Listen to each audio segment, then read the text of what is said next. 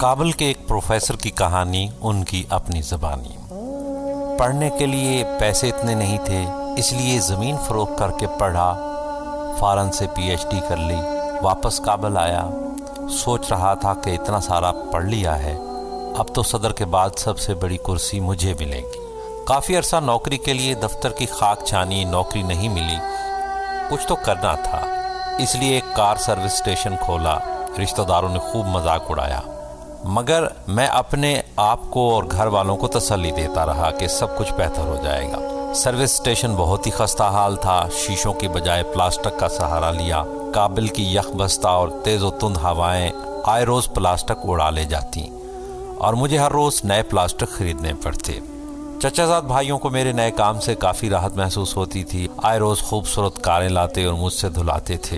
اگرچہ میرے ساتھ اور بھی لوگ کام کرتے تھے، مگر ان کی کاریں ہمیشہ خود صاف کرتا تھا۔ سخت سردی کا موسم تھا، کابل کی یخ بستہ ہوائیں جسم کے آر پار گزر جاتی تھیں۔ میں پلاسٹک والی کھڑکی سے باہر کا منظر دیکھ رہا تھا۔ چچا زاد آئے، گاڑی کھڑی کی اور صفائی کا کہا۔ گاڑی اندر سے پوری طرح گوبر گھاس سے بھری پڑی تھی، خدا جانے، مگر میرا گمان یہ تھا کہ یہ انہوں نے خود ہی جان بوجھ کے گندی کی ہے تاکہ میں صاف کروں اور وہ دیکھ کر سکون پائیں۔ میرے ساتھ کام کرنے والے گاڑی کی طرف لپکے، میں نے انہیں منع کیا۔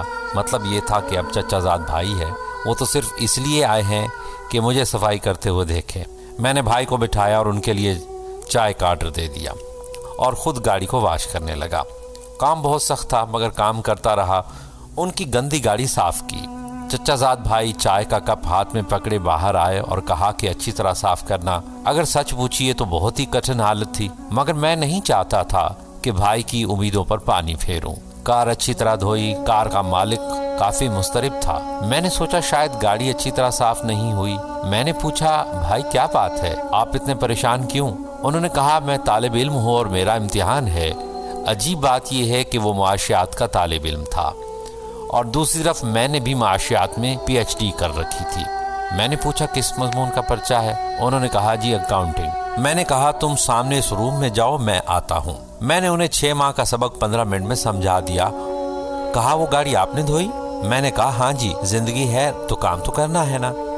میں نے انہیں اپنی پڑھائی کے بارے میں بتایا، وہ حیران تھا۔ اب وہ ضد کرنے لگا کہ آپ کو میرے ساتھ چلنا ہوگا، ہماری یونیورسٹی کے وی سی میرے دوست ہیں، میں ان سے بات کرتا ہوں، وہ آپ کو ضرور نوکری دیں گے۔ میں ان کے ساتھ چلنے لگا تو انہوں نے میرے میلے کچیلے کپڑے دیکھ کر پوچھا کہ کیا کوئی اور کپڑے نہیں ہیں آپ کے پاس؟ میں نے کہا نہیں، مجھے پتا ہے کہ نوکری کسی نے دینی نہیں، یہ تو بس آپ ضد کر رہے ہیں، اس لیے میں آپ کے ساتھ جانے لگا ہوں۔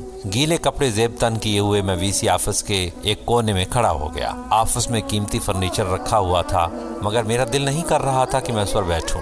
وی سی مجھے مستری سمجھا۔ میں نے ایک کپڑا لیا، صوفے پر رکھا اور بیٹھ گیا۔ طالب علم نے میری کہانی سنائی۔ انہوں نے تمسخرانہ نظروں سے مجھے گھورا۔ جان چھڑانے کی خاطر انہوں نے کہا کہ تم ڈیمو کے لیے تیاری کرو، ہم تمہیں کال کریں گے۔ میں نے کہا میں ابھی بھی ڈیمو کے لیے تیار ہوں۔ انہیں میرا یہ انداز اچھا نہیں لگا، لیکن پھر بھی انہوں نے فون اٹھایا اور سب ٹیچرز کو اس کلاس روم میں بلا بھیجا کہ ڈیمو ہے۔ انہوں نے مجھے ایک مارکر پکڑایا اور میں نے 2 مارکر اور مانگے۔ کلاس پوری طرح بھری تھی۔ میں نے سلام کیا۔ میرے کپڑے دیکھ کر تمام طلباء مسکرا رہے تھے۔ حکم ہوا کہ آپ ڈیمو شروع کریں۔ میں نے کہا کس موضوع پر لیکچر دوں؟ کہا کہ آپ کی مرضی۔ میں نے معاشیات کے 10 موضوعات بورڈ پر لکھے۔ میری خوبصورت لکھائی بورڈ پر کافی بھلی دکھائی دے رہی تھی۔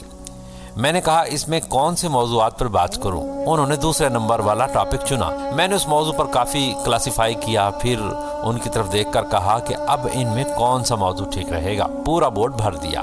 2 ساتھ جوڑے ہوئے بورڈ بھی بھر گئے۔ اچانک تالیاں بجنے لگی۔ میں نے پیچھے مڑ کر دیکھا، پوری کلاس کھڑی تھی اور تالیاں بجا رہی تھی۔ ان کے سامنے میں میلے کپڑوں میں کھڑا تھا۔ وی سی نے کہا ہاں بھائی بتاؤ کتنی تنخواہ لوگے؟ اور مجھے نوکری مل گئی۔ میں نے مشین کی طرح کام کیا۔ ماہ کے آخر میں مجھے یونیورسٹی کے بیسٹ ٹیچر کے ایوارڈ کے ساتھ اچھی خاصی تنخواہ ملی۔ سب سے زیادہ تنخواہ اس یونیورسٹی میں 50,000 افغانی تھی، پر مجھے 1,20,000 پر رکھ لیا گیا۔ اس کے بعد امریکہ یونیورسٹی، فنانس منسٹری، بین الاقوامی کانفرنسوں اور دنیا کی کئی یونیورسٹیوں میں کام کرنے کے مواقع ملے۔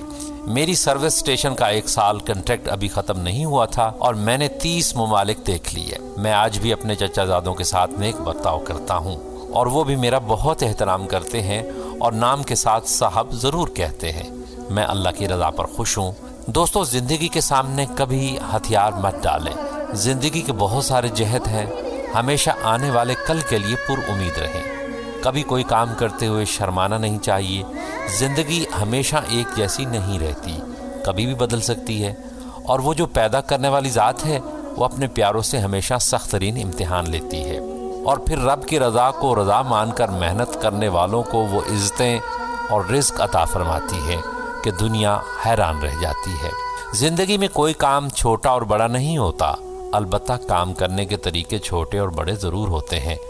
اگر کام چھوٹے بڑے ہوتے تو سرکار دو جہاں فخر دو عالم حضرت محمد مصطفیٰ صلی اللہ علیہ وآلہ وسلم کبھی بکریاں نہ چراتے اور خود جھاڑو اور صفائی نہ فرماتے۔